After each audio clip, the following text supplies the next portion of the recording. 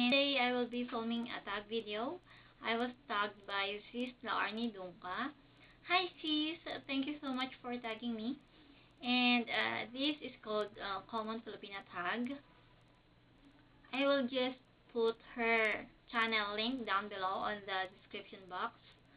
So let me start now. Number 1, have you eaten balut? Yes, I eat balut, but I don't eat sisiw. Yung ano lang, dilaw, yung sabaw, tsaka yung bato. Si husband yung kumakain ng sisiw. So number 2, do you sing karaoke? Yes, I sing karaoke, but singing doesn't like me. Number 3, how many times do you go to the mall every week? So I go to the mall parang once a week na lang, every day off. Pero before, when I was still working in Manila, almost every day. Number 4, do you buy something at Starbucks? Oh, coffee.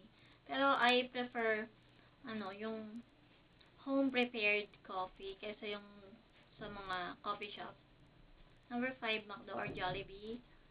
In McDo, I like their french fries and burger, tsaka McFloat. In Jollibee, I like spaghetti and chicken joy. Number 6, favorite local makeup line.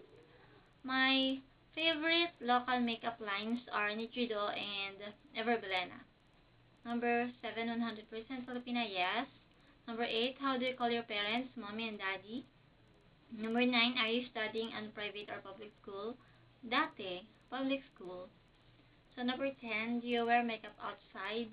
Yes, it depends sa pupuntahan. Siyempre, yung appropriate sa pupuntahan mo. Kung pupunta ka palengke, siyempre, yung simple look lang. Or, minsan, wala pala. Pag palengke, hindi na ako nagme-makeup.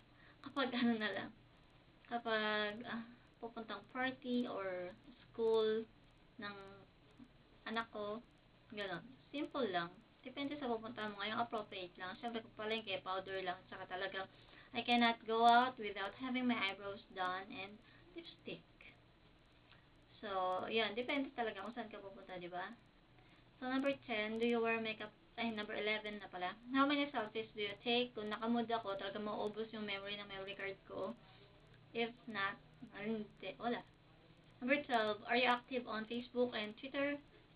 On Twitter, everyday naman may tweet ako. So, on Facebook, hindi ako masyado nag-status.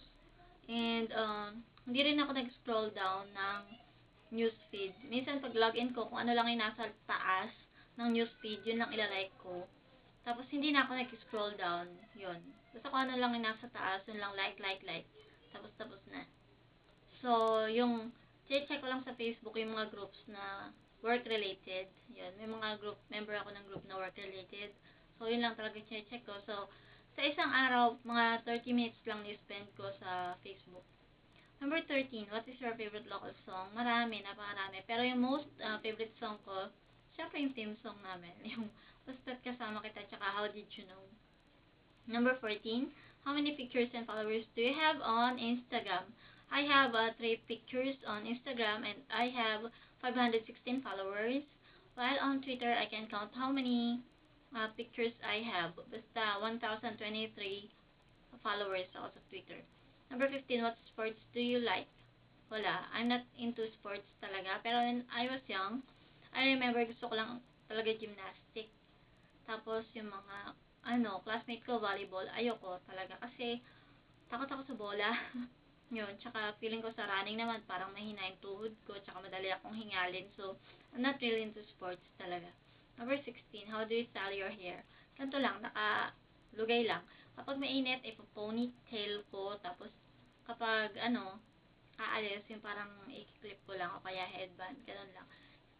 Nag-stop na ako magpa-rebond kasi feeling ko lalong numinipis yung hair ko. Tsaka, lalong nadadamage lang. So, yun. Ito na yung natural curly hair ko.